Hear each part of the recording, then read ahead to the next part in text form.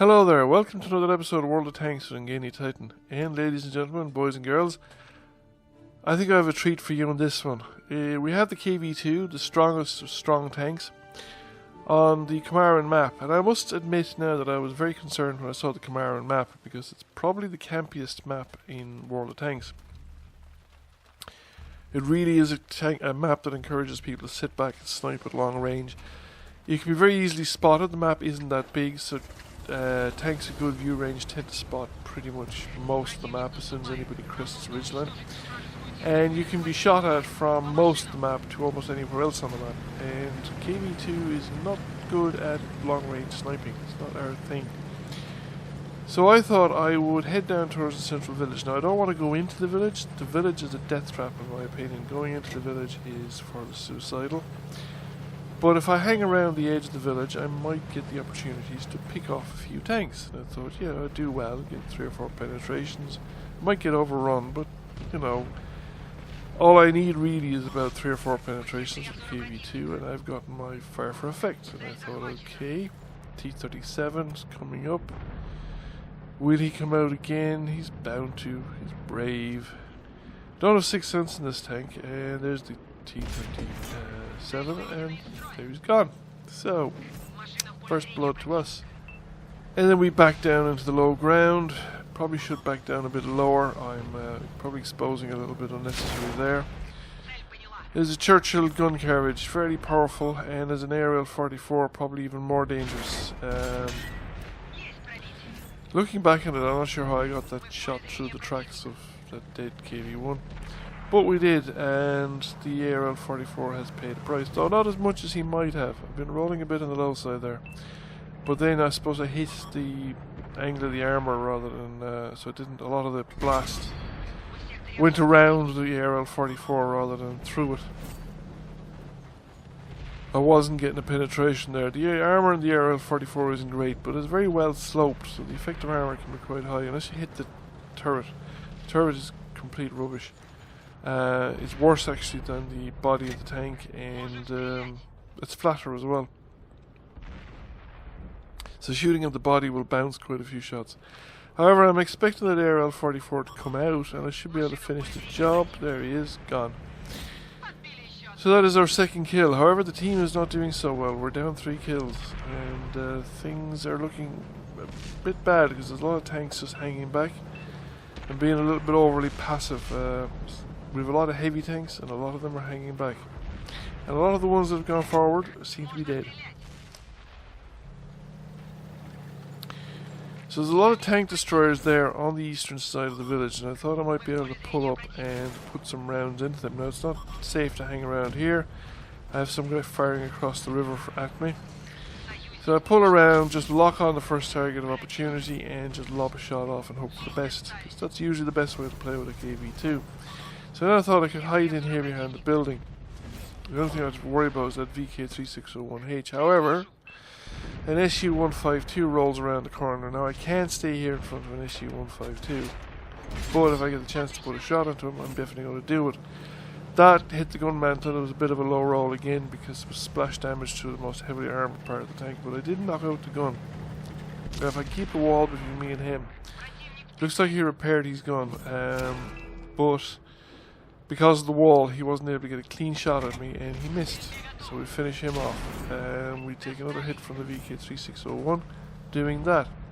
We're still 3 tanks down, and the enemies are starting to dominate both flanks. Now the right flank is holding on just about, but there's 1 tank against 3 at least on that side, and there's a medium tank who's made it almost up the northern edge of the eastern flank, the left flank, and well, he's been taken out, I think, but he was in a very good position to direct a crossfire from there. So, we're now under pressure from a Leo, and I don't like the look of the situation either on my right. Can I get a shot off at the Leo? But the VK3601H pops out, and we just snap one off at him as well, and of course it hits. I must admit now that I have been sending more of my fair share of people to the Gulag. I've been playing Russian artillery recently, quite successful as well, so I've had an ace tanker game in Russian artillery. So maybe that's why the hand of Stalin is reaching out from hell to guide my shot, and we've gotten rid of another capitalist. And that is 5 kills. And we're only a tank down, so things are looking up. We've managed to claw back some of the deficit. Now, pulling away from the side of the village here has a certain risk. The VK3601H was the last tank on this side, but if he's been joined by anybody else and I pull away from the side, I'm risking a shot into the engine deck. Now, nothing's been spotted,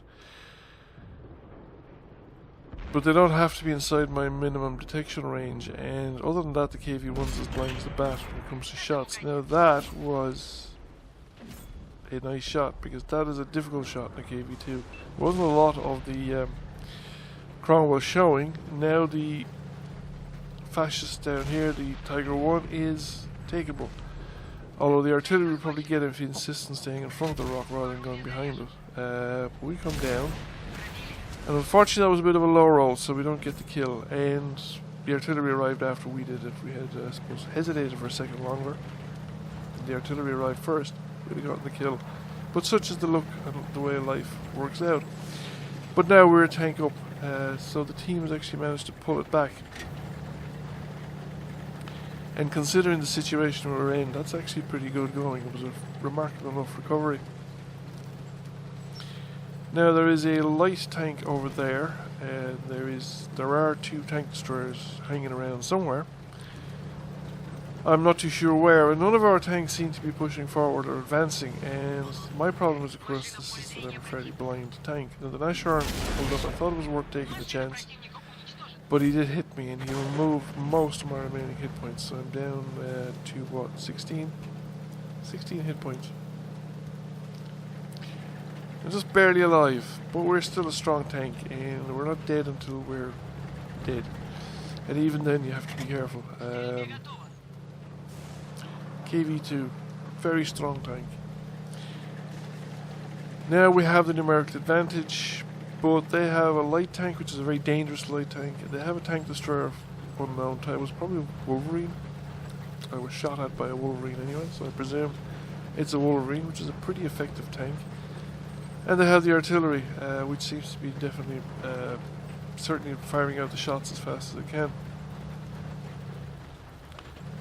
So I'm coming around this side. I'm kind of hoping that the heavy tanks move forward, and that when they get shot at, I will be able to see what shoots at them, and the target will have pressed it onto a ridgeline, and I'll be able to shoot back at it.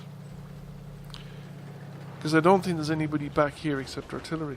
I think all the enemy tanks have been spotted in the forward locations, so I should be able to come around, and hopefully I might get some shots into the rear. Now it looks like our T-29 is gone.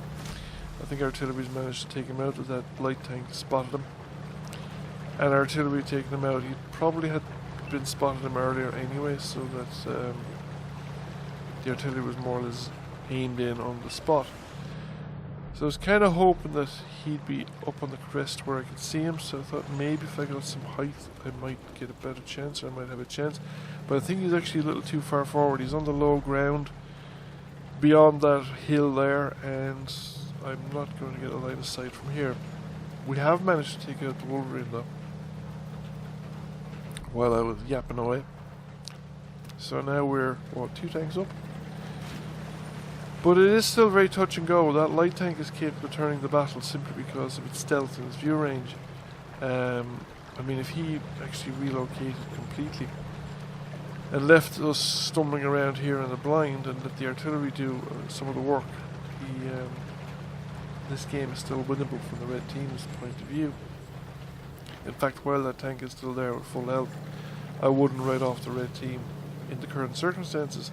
Now our tank destroyer is making its way towards the enemy cap circle, and I'm trying to come in here to the back of the ridge because, well, we know that light tank is on the other side of it.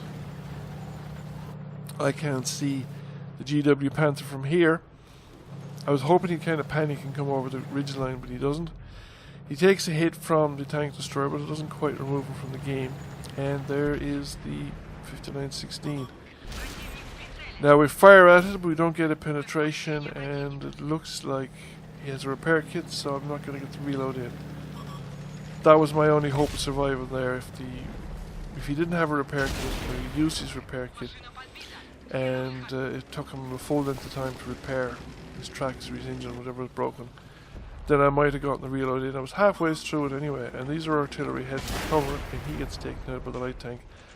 But as the light tank shoots the artillery, the tank destroyer gets the shot in. That was a really good piece of shooting by the tank destroyer, because I don't think he had a very easy shot there at all. So, we final results. We get a decent ball of money. The ammunition on the KV-2 was pretty cheap. We get our fire for effect curse. We get a high caliber. We get an ace tanker. We get a devastator. We get a top gun. And the most surprising of all really is we get a sniper medal. It's not often you get a sniper medal on tanks with 0.6 accuracy in the guns. But we've managed to get one on this time in the KV-2, and with some long range shots as well. So I think that is the achievement to prize in this particular episode, with the even though with the 3,000 damage. It brings us in number 1 by experience, and the SU-122-44 came pretty close to us on damage. So 14 shots fired, 12 direct hits, 12 penetrations, 3,141 damage. KV-2, mighty tank. So, and this is the list of casualties, so to speak. So anyway, I hope you enjoyed the video. Thank you for watching. If you did enjoy the video, please give it a like. It really helps the channel out. And if you have not already done so, please consider subscribing to the channel. And thank you for watching once again, and we'll catch you again soon. Bye.